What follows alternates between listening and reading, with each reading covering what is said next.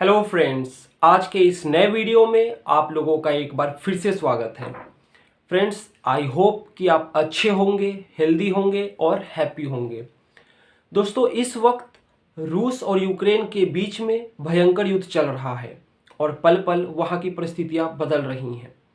खैर, जो पुतिन चाहते थे सब कुछ उनके प्लान के मुताबिक हो रहा है कि कब उनको यूक्रेन पर अटैक करना था, किस तरीके से अपने जो आर्म फोर्सेस है उनको मोबिलाइज करना था, वो सब कुछ प्लान के मुताबिक कर रहे हैं। लेकिन उनकी कैलकुलेशन में एक गलती हो गई है और वो गलती ये है कि उन्होंने प्लान करते वक्त ये अनुमान नहीं लगा पाए थे वो कि यूक्रेन के जो फोर्सेस हैं, जो वहाँ के आम लोग हैं, जो वहाँ के प्रेसिडेंट हैं, वो इतने देर तक रजिस्ट करेंगे। वो ये मानकर चल रहे थे कि यूक्रेन जो है वो 24 घंटा से लेकर 48 घंटे में घुटना टेक देगा। लेकिन 3 दिन से वहाँ पे वॉर चल रहा है और यूक्रेन ने अभी तक हार नहीं मानी है। और अब तो वहाँ के जो प्रेसिडेंट हैं उन्होंने अपने नागरिकों के सामने एक अनाउंसमेंट किया है कि जो लोग भी 18 साल से 60 साल तक, यानी कि मैं पुरुषों की बात कर रहा हूँ, मेल, वो देश छोड़कर नहीं जा सकते हैं। और अगर यूक्रेन को उनकी ज़रूरत पड़ती है तो वो यूक्रेन के लिए उनको लड़ना होगा। बाकी बचे छोटे बच्चे, बुजुर्ग और महिला, तो वो देश छोड़कर दूसरे देश में जाके शरण ले सकते हैं। लेकिन 18 साल से लेकर 60 साल तक के जो पुरुष हैं, मेल हैं, वो देश नहीं छोड़ सकते हैं, उनको अपने देश के लिए लड़ना होगा। तो दोस्तों, ये कैलकुलेशन जो पुतिन का था वहाँ पे उनसे मिस्टेक हो गया है। उन्हें अंदाज़ा नहीं था कि आम लोग भी इतना ज़्यादा रेजिस्ट करेंगे और रशियन फोर्सेस पे हमला करेंगे, और इस वजह से रूस को भी काफ़ी ज़्यादा नुकसान झेलना पड़ रहा है। लेकिन दोस्तों, इसी बीच यूनाइटेड नेशन सिक्योरिटी काउंसिल में यूएसए एक निंदा प्रस्ताव लेकर आया कि रूस के ऊपर सैंक्शन लगाया जाए यूनाइटेड नेशन का। इंडिविजुअली तो जितने भी यूरोपियन कंट्रीज हैं वो सैंक्शन लगा ही रहे हैं। तो कल यूनाइटेड नेशन के सिक्योरिटी काउंसिल में यूएसए जो है वो निंदा प्रस्ताव लेकर आता है। और उस प्रस्ताव में क्या लिखा था? रूस के बारे में लिखा होगा कड़े शब्दों में कि रूस जो कर रहा है वो गलत है, रूस को अपनी फौज वापस लेके चले जाना चाहिए, यूक्रेन छोड़ देना चाहिए। तो ये निंदा प्रस्ताव था। अब दोस्तों, यूनाइटेड नेशन सिक्योरिटी काउंसिल में कुल मिला के 15 मेंबर होते हैं। 5 परमानेंट होते हैं और 10 नॉन परमानेंट होते हैं।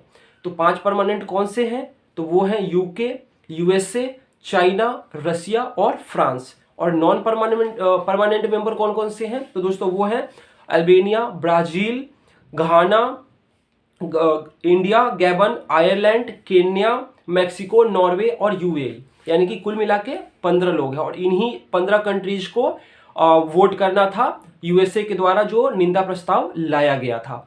तो दोस्तों, क्या हुआ? आपको क्या लगता है, इंडिया ने रूस के खिलाफ वोट किया होगा या रूस के पक्ष में वोट किया होगा? तो दोस्तों, इंडिया ने वोट ही नहीं किया। दोस्तों, यूएसए ने इंडिया के ऊपर काफ़ी ज़्यादा प्रेशर बनाया कि हम जो निंदा प्रस्ताव लेकर आए हैं, आप हमारे साथ रूस के खिलाफ मतलब यानी कि जो प्रस्ताव आया है उसके पक्ष में आप वोट करें। यानी कि यूएसए जो है वो पक्ष में वोट करेगा। तो भारत के ऊपर काफ़ी ज़्यादा प्रेशर आया।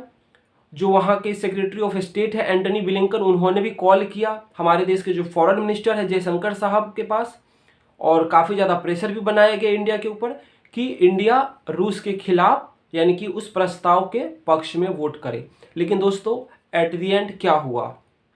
तो इंडिया ने, यूएई ने और चीन ने, इन 3 देशों ने वोटिंग नहीं किया। यानी कि यस या नो, इनमें से कुछ भी नहीं किया। वो वोट के समय बाहर निकल गए। बाकी बचे जो कंट्री, उनमें से यूएई ने भी नहीं किया और जितने भी बचे देश हैं उन सब ने वोटिंग किया। तो क्या ये प्रस्ताव जो है वो पास हो गया?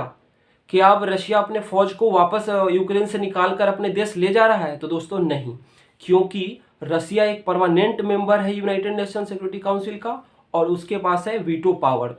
तो वो भी एक मेंबर है, उसी के खिलाफ प्रस्ताव आया है तो उसने वीटो कर दिया। और अगर परमानेंट मेंबर में से किसी ने भी, एक ने भी वीटो कर दिया प्रस्ताव को, तो फिर वो आगे पास नहीं होता है। तो रशिया ने वीटो किया तो वो जो निंदा प्रस्ताव था वो वहीं पे ख़त्म हो गया। लेकिन यहाँ पे नोटिस करने वाली बात ये थी कि अगर इंडिया उस प्रस्ताव के पक्ष में भी वोट कर देता, यानी कि यूएसए ने प्रेशर बनाया और यूएसए की बात इंडिया मान लेता और रूस के खिलाफ आप कह सकते हैं कि वोटिंग कर देता, तब भी जो ये प्रस्ताव है वो आगे नहीं बढ़ता, क्योंकि एट द एंड रूस उसको वीटो कर देता। लेकिन दोस्तों इंडिया ने रूस का समर्थन किया है एक तरीके से। अगर उस प्रस्ताव के पक्ष में अगर यूएसए के प्रेशर में इंडिया नहीं आया तो इनडायरेक्टली रूस का सपोर्ट किया गया है इंडिया के ऊपर। तो दोस्तों मैं आप लोगों से पूछ रहा हूँ कि आपके हिसाब से क्या होना चाहिए था? ठीक है, रूस के साथ हमारे रिश्ते अच्छे हैं, काफ़ी पुराने संबंध हैं, बहुत फ्रेंडली रिलेशन है, लेकिन रूस इस वक्त जो यूक्रेन में कर रहा है दोस्तों, वहाँ से न्यूज़ ये आ रहा है कि करीब 200 से ज़्यादा आम लोग मारे जा चुके हैं, और जो रिहायशी इलाका है वहाँ पे भी मिसाइल से, रॉकेट से अटैक किया जा रहा है, जो कि ह्यूमैनिटी के खिलाफ है, इंसानियत के खिलाफ है। तो क्या दोस्तों इस मुद्दे पर भारत जो है वो रूस के खिलाफ जा सकता था? क्या भारत को रूस के खिलाफ में वोट करना चाहिए था?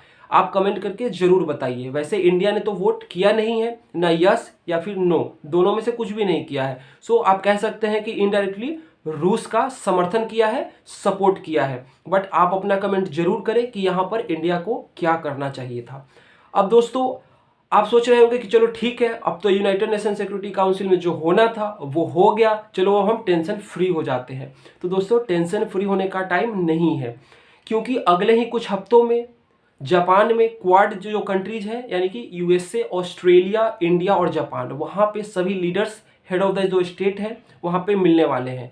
सो हमारे देश के प्रधानमंत्री नरेंद्र मोदी भी वहीं पे जाएंगे, और वहाँ पे नोटिस करने वाली बात होगी कि जब वो बाकी लीडर्स के साथ होंगे, जो बाइडेन, जो ऑस्ट्रेलिया के प्राइम मिनिस्टर है स्कॉट मॉरिसन, और जापान के जो प्राइम मिनिस्टर हैं, जब ये चारों लीडर मिलेंगे तो वहाँ पर ज्वाइंट स्टेटमेंट आएगा, तब क्या इंडिया रूस के खिलाफ मतलब वो निंदा करेगा जो रूस कर रहा है उसको लेकर? ये काफ़ी ज़्यादा देखने वाली बात होगी।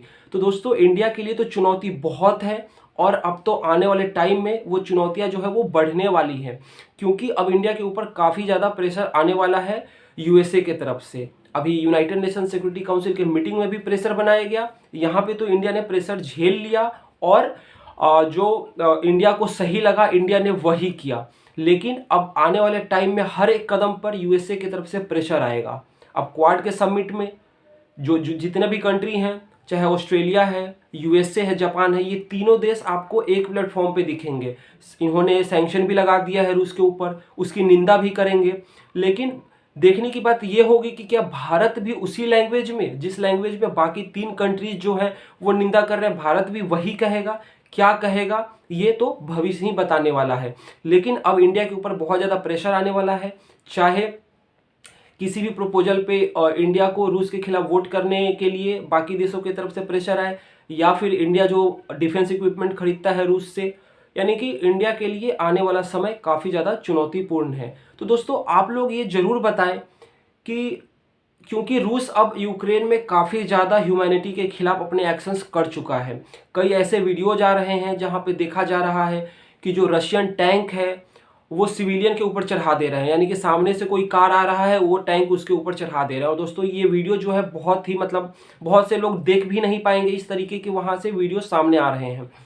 तो क्या अब इंडिया को अपना स्टैंड बदलना होगा कि ठीक है हमारे जो रिश्ते हैं रूस के साथ वो बहुत अच्छे हैं, बहुत गहरे हैं, हम उनसे मतलब डिफेंस इक्विपमेंट खरीदते हैं, रशिया ने कई मौक़ों पर हमें मदद किया है, चाहे जो कश्मीर का मुद्दा है उस पर हमारा सपोर्ट करता है, लेकिन इस वक्त जो रूस कर रहा है वो सही नहीं है।